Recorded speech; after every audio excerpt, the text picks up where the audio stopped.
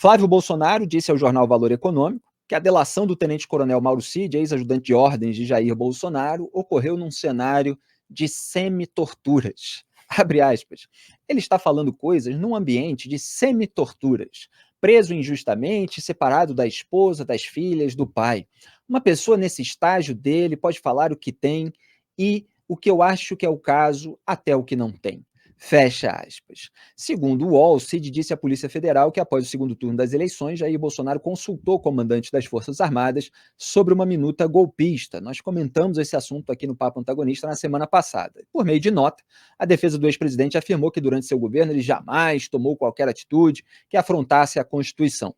Flávio Bolsonaro também afirmou não crer que Cid tenha feito esse tipo de relato. Abre aspas. Não acredito de forma alguma que vai cometer alguma insanidade para prejudicar o Bolsonaro e se safar. Não tem nada que desabone a percepção que tenho sobre o Cid. Fecha aspas. Ainda durante a entrevista, o senador disse que Cid sempre foi uma pessoa próxima e leal a Bolsonaro. O tenente-coronel ficou cerca de 4 meses preso. No início de maio, ele foi alvo de uma operação da PF contra supostas fraudes em cartões de vacinação contra a Covid. Além disso, Cid é investigado no caso das joias sauditas. Muito bem, Graeb. Isso me lembrou duas coisas. Em primeiro lugar, a narrativa petista e de parte do empresariado sujo envolvido em esquema de suborno, que as delações premiadas foram obtidas por meio de torturas. Então, Flávio Bolsonaro não tem a menor vergonha, menor pudor em repetir as mesmas narrativas petistas, ou semi-petistas, se preferir, como eu ironizei no Twitter. Outra coisa é o que o Flávio Bolsonaro diz a respeito do potencial delator. Ele, depois de colocar ali como vítima, ele tenta dar uma afagada. Olha, ainda estamos aqui com você, vê se não entrega muita coisa, né? Que é exatamente o que ele fez em relação ao Fabrício Queiroz. Um homem trabalhador, eu lembro muito bem, tem o vídeo do Flávio Bolsonaro, aliás, devia ter pedido para a produção separar.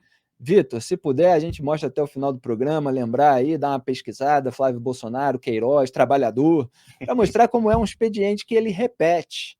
Quer dizer, a família Bolsonaro está com medo daquilo que o Mauro Cid possa entregar e já está recorrendo aos mesmos truques dos petistas encalacrados com a justiça, Greve. Felipe, o seguinte, eles ficam falando, duvido que ele tenha dito essas coisas mesmo, não tenho o que dizer. Bom, a equação é muito simples.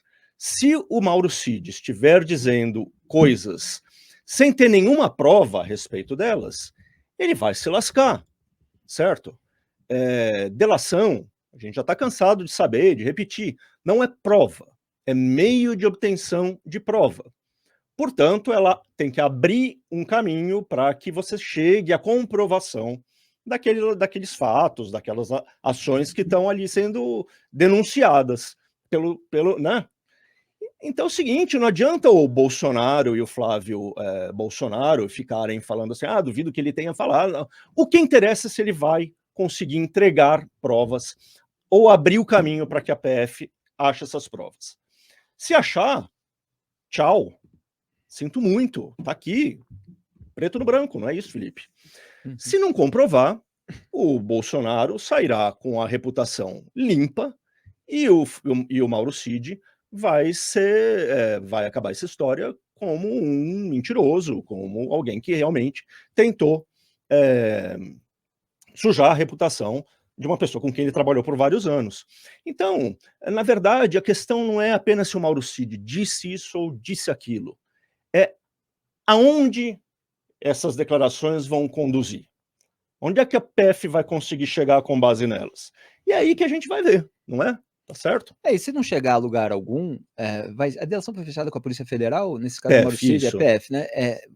A PF vai ser criticada por ter fechado uma delação sem um caminho muito claro de prova. Exato. Porque aí também entra uma responsabilidade dos agentes envolvidos. Por exemplo, se você fecha uma delação premiada, porque o sujeito não entrega tudo, né? Você tem um pré-acordo ali em que a defesa, né, juntamente, portanto, do cliente, os seus advogados, eles apresentam ali uma listinha de tópicos, um menu, é um cardápio daquilo que eles vão entregar. Agora, se o sujeito só entregar, por exemplo, algumas coisas que não estão gravadas, não estão filmadas, vai ficar a palavra dele contra outro, é difícil encontrar um caminho de prova e acaba não comprometendo ninguém, a própria PF vai ser questionada por ter fechado um acordo de delação premiada incapaz de trazer pessoas eventualmente acima do Mauro Cid num Exato. esquema criminoso, que é o objetivo básico da delação premiada, né? Alguém entregar pessoas mais poderosas, né? Porque se for só para entregar bagrinho, Bagrinho, como diria o como Lula, né? diria o Lula, aí não tem tanto sentido, né? Conceder benefícios a alguém que já está acima. Então, a gente tem essa expectativa de que alguma coisa vai sair dessa delação premiada. E me parece que o Flávio Bolsonaro está passando recibo cada vez que ele dá esse tipo de declaração. Parece que sentiu. Existe um receio aí de que o Mauro Cid comprometa parte da família Bolsonaro. Aliás, eu fiz uma comparação com o Queiroz, Graeb. Você viu que ele deu uma declaração para a Veja? Foi a seguinte: ele criticou uma suposta falta de apoio por parte da família Bolsonaro durante as eleições de 2022, que ele concorreu, né? Ele queria ser Concorreu. deputado estadual, queria entrar lá na Assembleia Legislativa do Estado do Rio de Janeiro. A Alerj, que era onde havia o esquema das mal chamadas rachadinhas. Eles foram acusados de organização criminosa, peculato e lavagem de dinheiro, né? Naquela denúncia do MP do Rio que acabou varrida para debaixo do tapete. Então, Território bem conhecido ali, né? ele afirma, exatamente, isso que eu quis apontar. Ele afirmou que, para o clã Bolsonaro, ele seria, né, ele é, né, de acordo com a afirmação dele, um leproso. Eu vou ler aqui a declaração. Para a família Bolsonaro, eu sou um leproso. Nem na urna em que ele vota eu tive voto. Se ele sinalizasse favoravelmente a minha candidatura, hoje eu seria deputado. Os Bolsonaros são do tipo que valorizam aqueles que os traem. Olha, Gleb, o Queiroz está magoado. O Queiroz está Magoou. magoado. Eu estou achando que. Será que vai pingar alguma coisa lá para o Queiroz? Porque o Queiroz sabe muito da família Bolsonaro. Quando ele faz esse tipo de ameaça, não é a primeira vez. Pois é. A gente fica na sensação de que ele teria muito mais a contar, né? Será que a moda do Cid, né? Será que o Cid vai abrir uma moda aí, né? Agora, eu achei maravilhoso esse detalhe. Nem na urna onde o Bolsonaro vota, eu tive um voto. Ou seja, o Bolsonaro não votou em mim. E ele foi lá olhar o boletim de urna daquela sessão para ver, será que ele votou em mim? Não. Pobre Queiroz, né? Agora, deixa eu... Isso me lembra um samba do Dicró, que era... ele falava assim, nem a minha mãe votou em mim. Aí o refrão era traidor, traidor, se tem coisa que não presta é o tal do eleitor. É o político que fez de tudo para conseguir voto, comprou apoio, pegou bebê no colo, na visita às comunidades, então ninguém votou nele, nem a mãe. Maravilhoso. Parece ser o caso especial aí de Fabrício Queiroz, senhora e senhor. Eu achei esse detalhe muito bom, né? Agora, Felipe, voltando ao Flávio Bolsonaro, eu queria fazer mais uma observação, né? Eles deviam ser proibidos de utilizar a palavra tortura, né? Nossa, com certeza. A família toda devia ser proibida. O Bolsonaro, por inúmeras vezes, mais do que desculpou a tortura, ele fez apologia real da tortura. Ele disse, eu revi hoje o vídeo de 1999. Proibidos que a gente diz, só para deixar claro, porque senão vão interpretar de uma maneira literal. A gente está falando do ponto de vista moral, né? Que é absolutamente degradante do ponto de vista moral, que pessoas que exaltaram torturadores da ditadura militar venham com essa narrativa de que delatores estão entregando aquilo que eventualmente até os compromete, ou os seus aliados, em razão de torturas a que estariam submetidos. Quer dizer, é ridículo, é isso que o Graeb está colocando. Exatamente, é ridículo, é ofensivo. Sem ferir aqui, claro, a liberdade de expressão.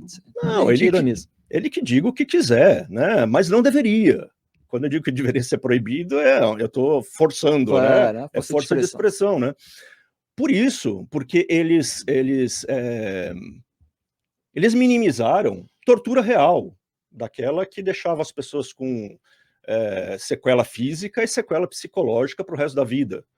E que às vezes conduzia até a morte. Certamente houve muita tortura no período militar que acabou resultando na morte de gente. Então, eu estava lembrando, em 99 o Bolsonaro disse, primeira grande entrevista que o Bolsonaro deu, né?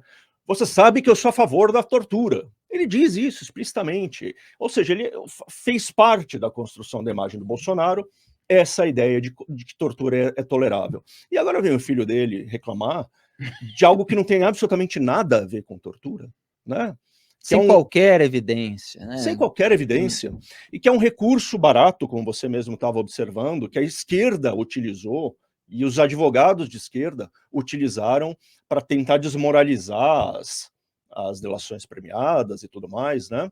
Mas é que é a mesma turma do Flávio, é que as pessoas se deixam enganar, porque ficam enxergando a realidade sob o prisma da propaganda política ideológica. É como se você tivesse ali simplesmente esquerda e direita. Em matéria de indecência, tem muita gente junta. Em matéria de blindagem, tem muita gente junto. Flávio Bolsonaro é desse time que ajuda a desmoralizar, desmoralizar do ponto de vista das pessoas que se deixam engambelar, evidentemente, mas que atua para desqualificar o trabalho de investigadores, o trabalho de juízes, o trabalho daqueles que revelam a corrupção ou condenam criminosos do colarinho branco, quer dizer, pessoas acusadas de corrupção, de lavagem de dinheiro, de peculato, né, que é o crime pelo qual ele próprio foi acusado pelo Ministério Público do Rio de Janeiro, pelo GAEC, né, que investigou o grupo anticorrupção, que depois foi extinto, né, na linha do que aconteceu na esfera federal com a Lava Jato. Então, o PGR, indicado pelo papai dele, o Augusto Aras, acabou com a Lava Jato, quando o desdobramento dela no Rio estava comprometendo a família, e aí houve toda uma pressão política bolsonarista no Rio de Janeiro pela extinção do GAEC, que tinha revelado ali os esquemas de assessores de 27 deputados estaduais do Rio de Janeiro, lá atuantes na Alerj. Então, essa patota, a patota anti-revelação da sujeira dos grupos políticos, é a patota do Flávio Bolsonaro. E a gente vai ver, no caso da PEC da anistia, como todos estão juntos nisso também.